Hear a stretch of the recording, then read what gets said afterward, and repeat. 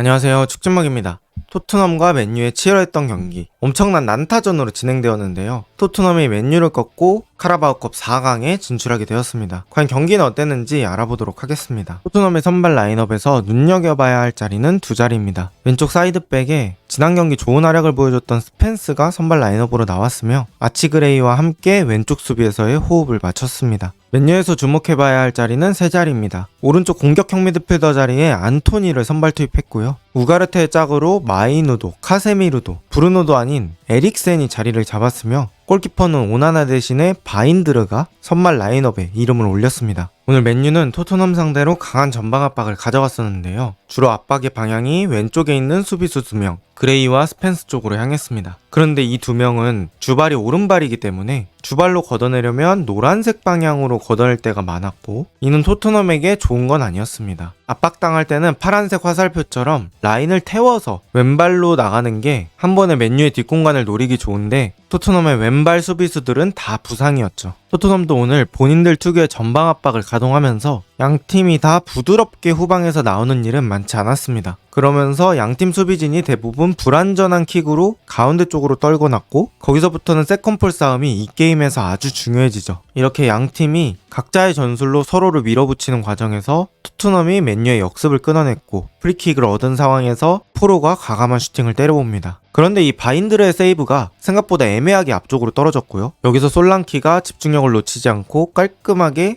인사이드로 잘 밀어넣으면서 경기는 1대0 토트넘이 앞서갑니다. 사실 지금 골은 어떤 전술적인 골이라기보다는 포로의 과감성이 경기의 변수를 만들었다고 볼 수 있겠습니다. 오늘 토트넘이 맨유의 중앙 미드필더인 우가르테와 에릭센을 타이트하게 묶는 바람에 가운데 쪽에서 공격이 전개되는 건 쉽지 않았고요. 맨유는 좌우 사이드백인 달로와 마즈라위를 적극적으로 사용합니다. 예를 들어서 왼쪽에 공이 있을 때 토트넘 수비도 당연히 그쪽으로 몰리게 되고요. 그때 브루노같이 킥 좋은 선수가 한 번에 반대편에 뛰는 마즈라위에게 공을 줍니다. 그리고 그 마즈라위가 공을 받는 순간 안토니가 하프 스페이스 같은 데로 뛰어가면서 마즈라위의 공을 받아줍니다. 그런 상황 이후에 안토니와 토트넘 수비수들의 1대1 상황이 많이 펼쳐지는데요. 그때 그레이와 스펜스는 안토니 상대로 좋은 대인 수비를 보여주면서 오른쪽에서는 많이 공략당하지 않았습니다. 맨유는 안토니 쪽 공격은 시원하게 잘 안 된 느낌이 있었지만 달로를 이용한 공격은 괜찮게 성공을 했거든요. 특히 브루노가 공 잡았을 때 달로가 오버래핑이나 언더래핑 띄워주면서 토트넘의 오른쪽을 많이 공략했고요. 컷백을 받아서 슈팅을 때리는 패턴이 한 2번 정도 있었습니다. 물론 이 슈팅이 토트넘의 6탄 수비에 막혀서 득점이 되진 않았죠. 그리고 평소에 토트넘이 다른 팀이랑 경기를 하면 토트넘의 압박 강도가 중요할 때가 많은데 오늘 경기는 맨유가 토트넘보다 더 강하게 압박을 하는 느낌이었습니다. 그래서 토트넘은 아까 초반에 설명드린 것처럼 그 스펜스 쪽에서는 빠져나가는 게 쉽지 않았고요. 그래서 공격형 미드필더 메디슨까지 이렇게 내려오면서 반대로 전환해주는 모습들이 있었습니다. 이렇게 서로의 압박을 풀어내고 거기서 떨어진 공에서 세컨볼 싸움을 하고 그 과정에서 양팀이 공격을 주고받으면서 전반이 종료됩니다. 오늘 경기에서 아모림은 약간의 로테이션을 주면서 맨유 선수들에게 휴식을 주고 싶었던 것 같습니다. 그래서 린델로프가 빠져도 메가이어가 아닌 에반스가 교체되어 나오고 또 에릭센과 안토니를 선발 라인업에 넣은 것 역시 어느 정도 로테이션을 생각해 둔 거겠죠. 하지만 오늘 같은 경기에서는 세컨볼 싸움이 많이 발생한다고 말씀을 드렸고요. 그런 세컨볼 싸움에서 에릭센의 선발 투입은 그렇게 좋은 수는 아니었습니다. 아무래도 에릭센은 신체적인 능력은 좋은 편이 아니기 때문에 고템포 싸움, 많이 뛰는 경기, 체력전의 양상 이런 것들에서는 장점을 보여주기 힘들죠. 반면에 토트넘은 오늘 맨유의 압박 때문에 강제적으로 롱킥의 빈도가 많았고요. 결국 여기서 중요한 건 토트넘이 압박당하는 상황에서 롱킥이 얼마나 성공하느냐였고 그리고 거기서 공을 받은 쓰리톱들이 얼마나 공격을 유지시키느냐가 중요했는데 오늘 토트넘의 쓰리톱, 솔랑키, 손흥민, 클루셉스키 이 3명의 컨디션은 모두 좋았습니다. 그리고 후반 시작하자마자 토트넘은 추가골을 만드는데요. 경기 시작하고 어수선한 상황에서 솔랑키가 4명 사이에서 공을 지켜내며 스펜스에게 돌려주고 스펜스는 빠르게 손흥민 쪽 오픈 그리고 손흥민이 공을 잡은 순간에 메디슨의 반응 속도가 아주 좋았습니다. 빠르게 오버래핑 돌면서 손흥민의 공을 받아주죠. 아무래도 손흥민이 슈팅이 좋기 때문에 맨유 선수들은 손흥민에게 시선이 쏠릴 수밖에 없었습니다. 그리고 메디슨이 안쪽으로 공을 넣어주는데 이 공을 리산마가 뒷발로 잘 걷어냈거든요. 근데 하필 클루셉스키 쪽으로 떨어지면서 클루셉스키가 지체 없이 오른발로 마무리. 2대 0으로 토트넘이 앞서갑니다. 그리고 득점 자체가 전술이 될 때가 있습니다. 토트넘이 2점 차로 앞서가게 되면서 맨유는 전방 압박의 강도를 늦출 수 없었는데요. 원래도 강한 압박을 준비해왔지만 점수차가 더 벌어지면서 따라잡기 위해서 계속해서 높은 라인에서 전방 압박하고 자연스럽게 센터백 라인도 올라올 수밖에 없습니다. 만약에 토트넘이 이런 압박을 풀어내서 한 번에 뒷공간을 공략하면 맨유 입장에서는 치명적인 기회를 내줄 수도 있겠죠. 보통 토트넘이 무너지는 패턴이 템포 조절을 하지 않으면서 토트넘의 상대에게 전방 압박을 걸다가 체력을 다 소진하고 간격이 서서히 벌어지면서 거기서 한 번에 뚫려서 역습당해 실점할 때가 많았거든요.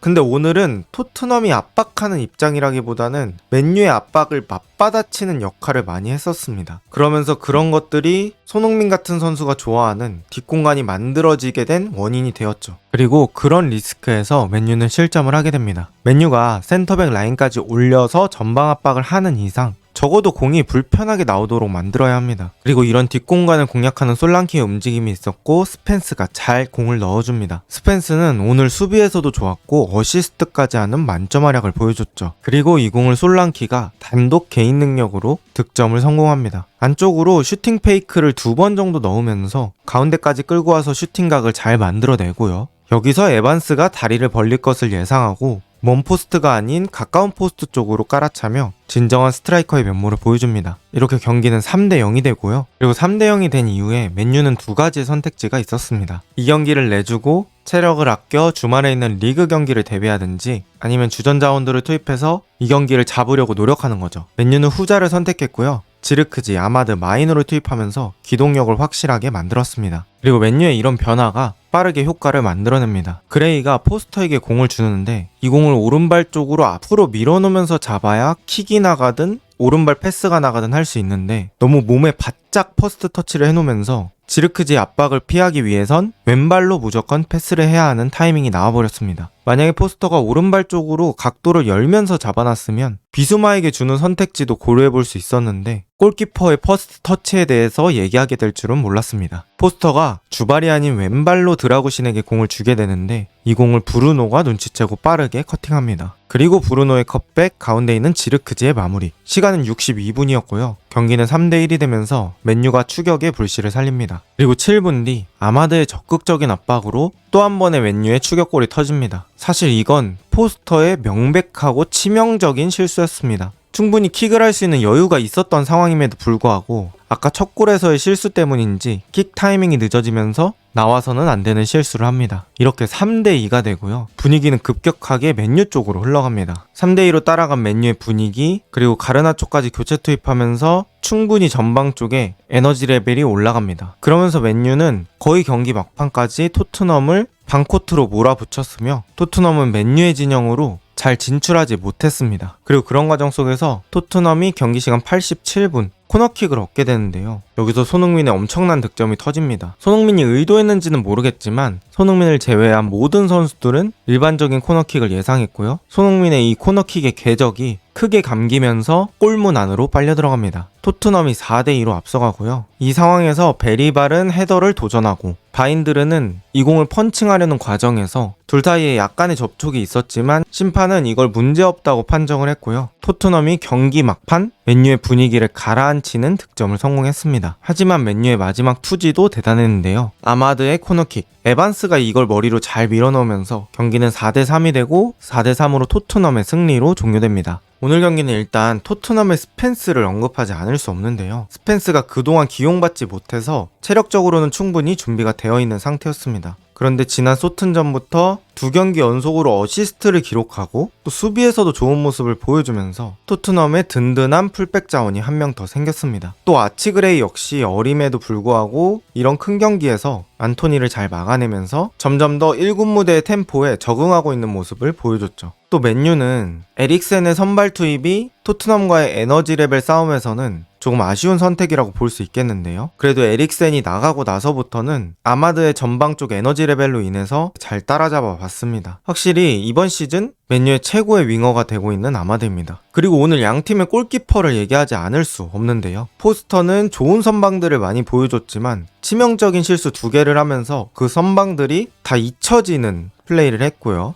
또 바인드르 역시 오나나보다는 안정감이 확실히 부족한 느낌을 보여주면서 아쉬운 수비력을 보여줬습니다. 이렇게 토트넘의 승리로 카라바오컵 4강, 아스날, 리버풀, 뉴캐슬, 토트넘 이렇게 4팀으로 확정이 되었습니다. 과연 토트넘은 카라바오컵에서 우승을 거둘 수 있을까요? 오늘 영상은 여기까지입니다. 좋은 하루 되세요.